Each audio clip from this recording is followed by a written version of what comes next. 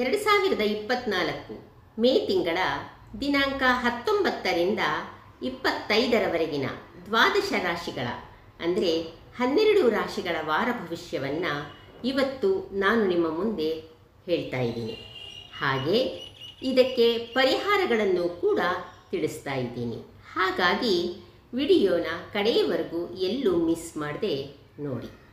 ಇವತ್ತು ಮೇಷ, ವೃಷಭ ಹಾಗೂ ಮಿಥುನ ರಾಶಿಯ ವಾರ ಭವಿಷ್ಯಗಳನ್ನು ನೋಡೋಣ. ಮೇ 19ರಿಂದ 25ರವರೆಗೆ ಮೇಷರಾಶಿಯವರಿಗೆ ಆರ್ಥಿಕವಾಗಿ ಲಾಭ ಹಾಗೂ ಉತ್ತಮವಾದ ಆರೋಗ್ಯ ಇರುತ್ತದೆ. ಮನೆಯಲ್ಲಿ ಸಂತೋಷದ ವಾತಾವರಣ ಕಂಡುಬರುತ್ತದೆ. ನೀವು ಅಂದುಕೊಂಡಿರುವ ಉದ್ದೇಶಗಳು ಈಡೇರುವ ಸಾಧ್ಯತೆ ಇದೆ. ಉತ್ತಮ ಸ್ನೇಹಿತರ ಸಂಪರ್ಕ ಹಾಗೂ ಮಾನಸಿಕ ನೆಮ್ಮದಿ ಸಿಗುತ್ತದೆ. ಯಾವುದೇ ಅಡೆತಡೆಗಳು ಇಲ್ಲದೆ ಯಶಸ್ಸು ನಿಮ್ಮದಾಗುವ ಸಾಧ್ಯತೆ ಇದೆ. ಸಾಮಾಜಿಕವಾಗಿ ಗೌರವ ಕೂಡ ನಿಮ್ಮದಾಗುತ್ತದೆ. ದಿನಾಂಕ 23, 24, 25ರಂದು ಮಾನಸಿಕವಾಗಿ ನೆಮ್ಮದಿ, ಅನಾರೋಗ್ಯ, ಜಗಳಗಳು, ವೃತ್ತಿಯಲ್ಲಿ ಅಡೆತಡೆಗಳು ಹಾಗೂ ಆರ್ಥಿಕವಾಗಿ ನಷ್ಟವನ್ನು ಅನುಭವಿಸಬೇಕಾಗಿ ಬರಬಹುದು.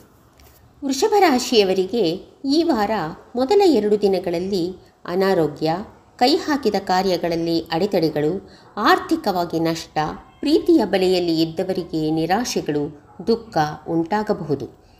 ನಂತರದ 5 ದಿನಗಳು ಅಂದರೆ 21, 22, 23, 24 ಹಾಗೂ 25ರಂದು ಆರ್ಥಿಕವಾಗಿ ಲಾಭ, ಉತ್ತಮ ಆರೋಗ್ಯ, ಮನೆಯಲ್ಲಿ ಸಂತೋಷದ ವಾತಾವರಣ, ಮಾನಸಿಕವಾಗಿ ನೆಮ್ಮದಿ ಸಿಗುತ್ತದೆ. ನಿಮ್ಮ ವಿರೋಧಿಗಳ ಮೇಲೆ ಜಯ ಕೂಡ ಸಿಗುವ ಸಾಧ್ಯತೆ ಇದೆ. ನಿಮ್ಮ ಉದ್ದೇಶಗಳು ಈಡೇರಲಿವೆ.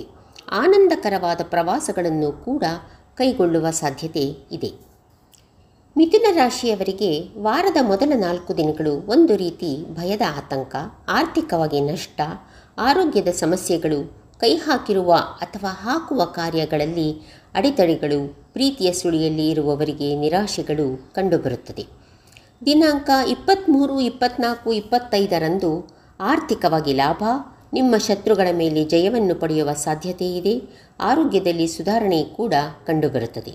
ಮನೆಯಲ್ಲಿ ಸುಖ ಸಂತೋಷ ಇರುತ್ತದೆ. ನಿಮ್ಮ ಉದ್ದೇಶಗಳು ಈಡೇರುವ ಸಾಧ್ಯತೆ ಇದೆ. ಉತ್ತಮ ಸ್ನೇಹಿತರ ಸಂಪರ್ಕ ಕೂಡ ದೊರೆಯುತ್ತದೆ.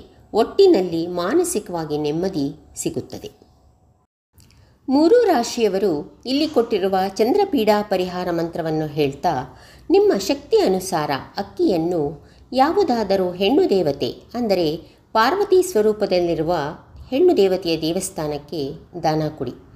ಹಾಗೂ ಮೇಷರಾಶಿಯವರು ಕುಜಗಾಯತ್ರಿ ಮಂತ್ರವನ್ನು, ವೃಷಭ ರಾಶಿಯವರು ಶುಕ್ರ ಗಾಯತ್ರಿ ಮಂತ್ರವನ್ನು ಹಾಗೂ ಮಿಥುನ ರಾಶಿಯವರು ಬುಧ ಗಾಯತ್ರಿ ಮಂತ್ರಗಳನ್ನು ಪ್ರತಿನಿತ್ಯ ಪಠಿಸಿ. ಭವಿಷ್ಯಗಳು ಹಾಗೂ ಪರಿಹಾರವನ್ನು ಕೇಳಿದ್ರಿ. ಇದರಲ್ಲಿ ಏನಾದರೂ ಪಾಸಿಟಿವ್ ಇದ್ದರೆ ಖಂಡಿತವಾಗಿ ಮನಸ್ಸಿಗೆ ತಗೊಳ್ಳಿ, ಪಾಸಿಟಿವ್ ಥಿಂಕ್ ಮಾಡಿ. ಹಾಗೆ ನೆಗೆಟಿವ್ ಏನಾದರೂ ಇದ್ದರೆ ಮನಸ್ಸಿಗೆ ಚಿಂತೆ ಮಾಡದೆ ಇಲ್ಲಿ ಕೊಟ್ಟಿರೋ ಪರಿಹಾರಗಳನ್ನು ಮಾಡ್ತಾ ಪಾಸಿಟಿವ್ ಥಿಂಕ್ ಮಾಡಿ. ಆಗ ನಿಮ್ಮ ಸಮಸ್ಯೆಗಳು ಎಷ್ಟೋ ಮಟ್ಟಿಗೆ ಕಡಿಮೆಯಾಗತ್ತೆ.